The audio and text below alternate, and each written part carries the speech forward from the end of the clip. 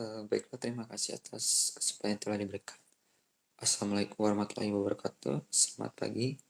Shalom. Om Swastiastu.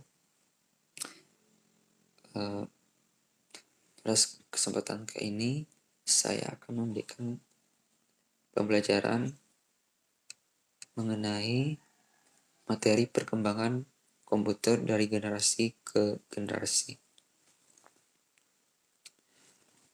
Ada baiknya sebelum kita melanjuti ke materi, memohon kesediaan satu siswa untuk membacakan doa. Dipersilakan. Baiklah, sebelum kita memulaikan kelas kita di hari ini, saya akan buka dengan doa dan izinkan saya berdoa menurut kepercayaan dan keyakinan saya, yaitu Kristen Protestan. Mari kita satu dalam doa, kita berdoa. Berdoa selesai. Baik, terima kasih untuk saudari Helga.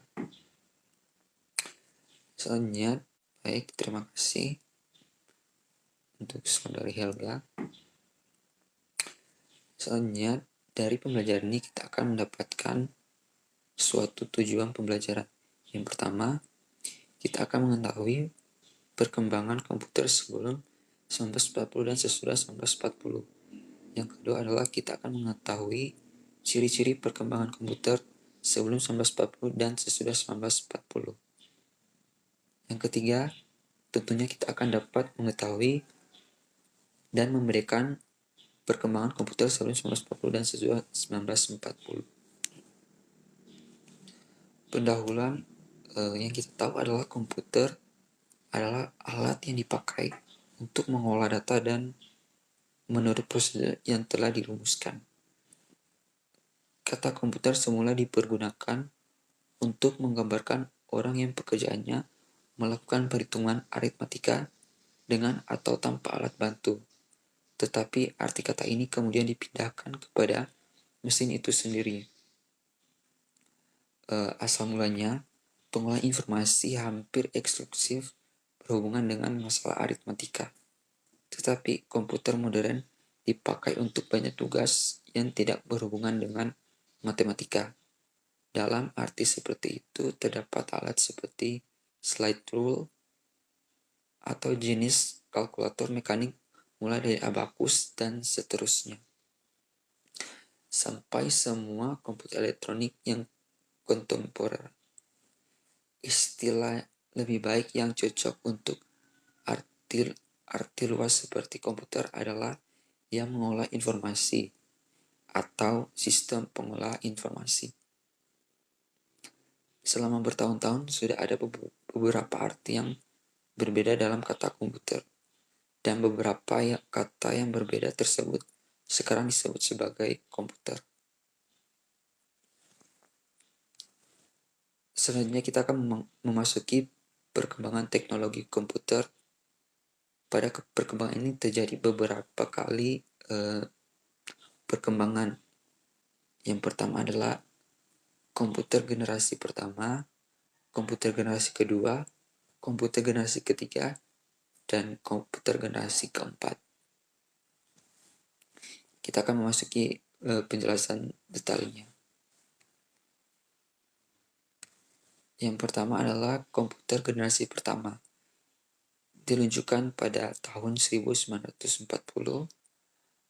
Komputer generasi pertama ini menggunakan beberapa tabung vakum yang besar dan kompleks seperti crystal diodes, relays, resistors, dan kapasitors yang membutuhkan daya listrik sebesar 150 kW.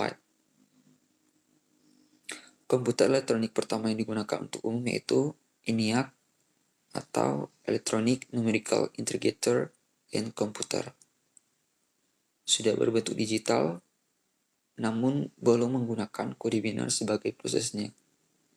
Jadi yang kita ketahui komputer sistem operasinya itu adalah kode biner yang angkanya dari 1, 0, 01 dan seterusnya.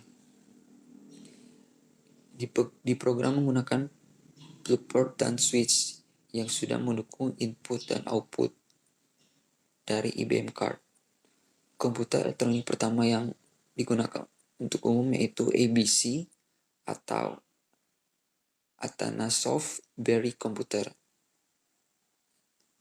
dan British Colosseum Computers, Jerman Z3, LIO, Univac, dan Harvard Mark I.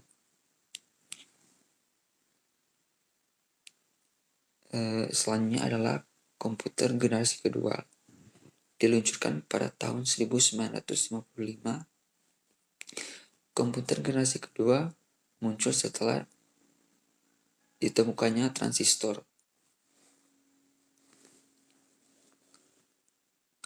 yang kemudian mulai mengganti tabung vakum dalam desain komputer. Dengan transistor daya panas dan bentuk jauh lebih kecil dibandingkan dengan komputer generasi pertama. Namun, masih jauh lebih besar dengan komputer sekarang ini. Komputer dengan transistor pertama ini dibuat di University of Manchester pada tahun 1953. Yang paling populer dari komputer transistor generasi kedua ini adalah IBM 19401. IBM juga menciptakan drive pertama atau sebuah media penyimpanan yang kita ketahui. Kalau nggak salah penyimpanan ini diluncurkan pada tahun 1996 yang dikenal sebagai IBM 350 RAMAC. Selanjutnya adalah komputer generasi ketiga. Diluncurkan pada tahun 1960. Penemuan integrated circuit atau IC, atau dikenal juga dengan microchips, membuka jalan untuk komputer generasi ketiga atau yang kita kenal dengan komputer sekarang ini, berbentuk jauh lebih kecil dengan generasi komputer sebelumnya, dengan transistor yang lebih banyak dan dibenarkan ke dalam microchips tunggal. Dalam tahap perkembangannya, komputer generasi kedua masih bertahan. Pertama munculnya mikrokomputer yang didasarkan pada kedua transistor dan microchip sebagai IBM System 360. Komputer ini jauh lebih kecil dan lebih murah daripada generasi-generasi sebelumnya. Komputer generasi ketiga dikenal sebagai mainframe komputer. Mini komputer dapat dilihat sebagai jembatan antara mainframe dan mikrokomputer sebagai proliferasi dalam perkembangan komputer.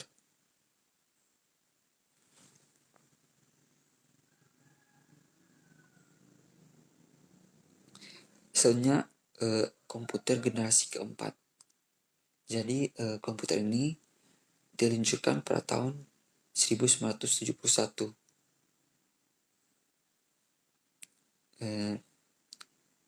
Microchips berbasis Central Processing Unit atau CPU yang kita tahu pertama terdiri dari beberapa microchips untuk komponen CPU yang berbeda. Nah, dorongan untuk integrasi semakin besar dan mini asturisasi dipimpin menuju single chip CPU, di mana semua komponen CPU yang diperlukan dimasukkan ke sebuah microchip tunggal yang biasa kita sebut dengan mikroprosesor. Nah, mikroprosesor pertama itu Intel 404. Intel 4004. Nah, munculnya mikroprosesor melahirkan evolusi dari mikrokomputer, bentuk yang akhirnya akan menjadi komputer pribadi yang kita kenal sekarang ini.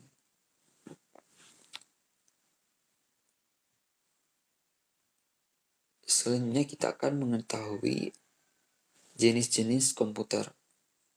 Yang pertama adalah superkomputer, kedua adalah mainframe komputer, ketiga adalah workstation, dan keempat adalah mikrokomputer.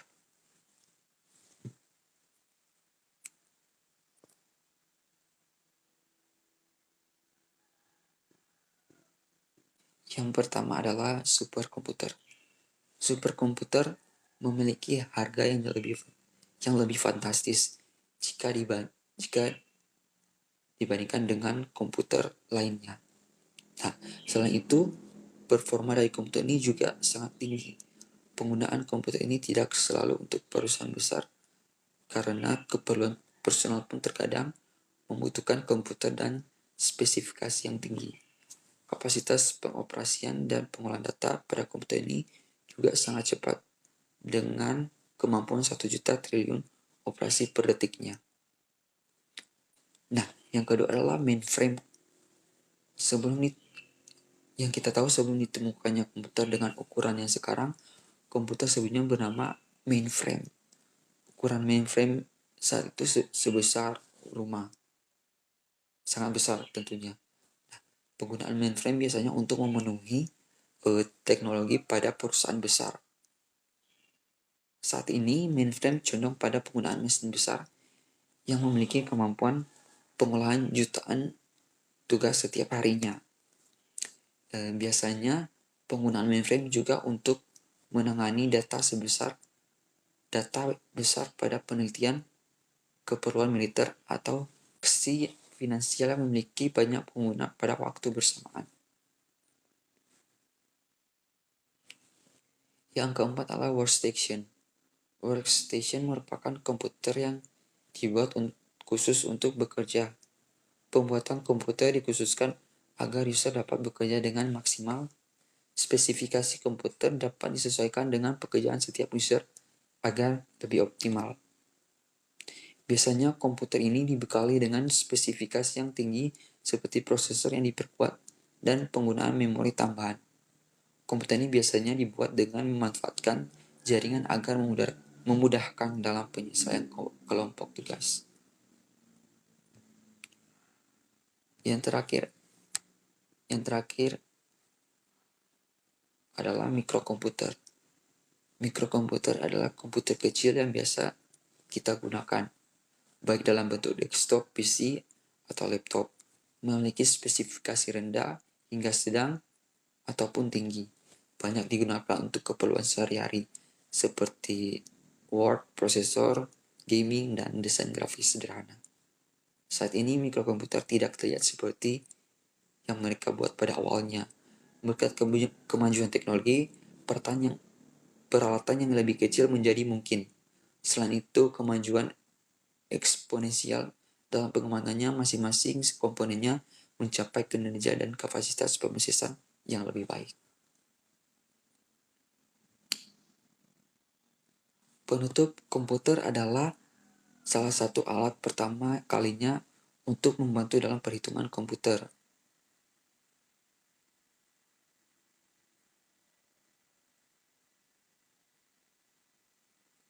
Komputer juga tidak hanya sebagai alat untuk menghitung saja, tetapi semua aspek kehidupan dapat dilakukan lebih mudah dan lebih cepat dengan komputer.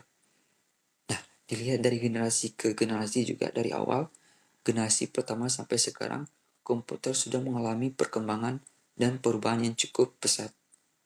Dan komputer dari generasi pertama sampai sekarang semakin canggih lagi, yang lebih dapat efisien waktu dan biaya. Saat ini dunia komputer sudah semakin canggih dengan teknologi baru yang bermunculan dan juga yang ramah lingkungan. Laptop merupakan suatu perangkat komputer yang sangat diinginkan pada kalangan yang berkecimpung atau pengguna IT. Selain itu dapat digunakan di mana saja, dan laptop juga menjadi gaya hidup seorang profesional, kemana-mana bisa dibawa dan digunakan. Demikian pembelajaran kita hari ini, mungkin sampai di sini saja. Selanjutnya, Kak akan kasih tugas mandiri buat kalian semua. Nah, kalian akan membuat tugas ringkasan atau mind mapping yang berisi perkembangan komputer dari generasi ke generasi yang tadi sudah Kak jelaskan dan paparkan kepada kalian semua. Untuk waktunya 30 menit dimulai dari sekarang. Selamat mengerjakan.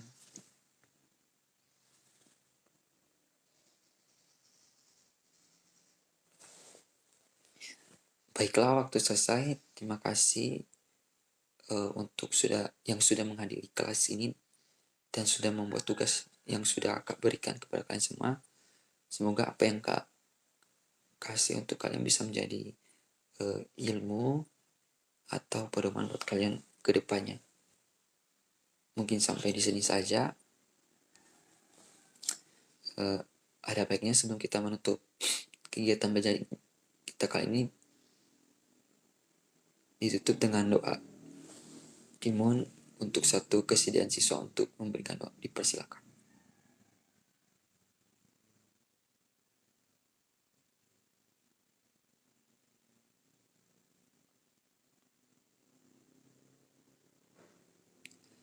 Baiklah, terima kasih. Sampai jumpa kembali. Bye.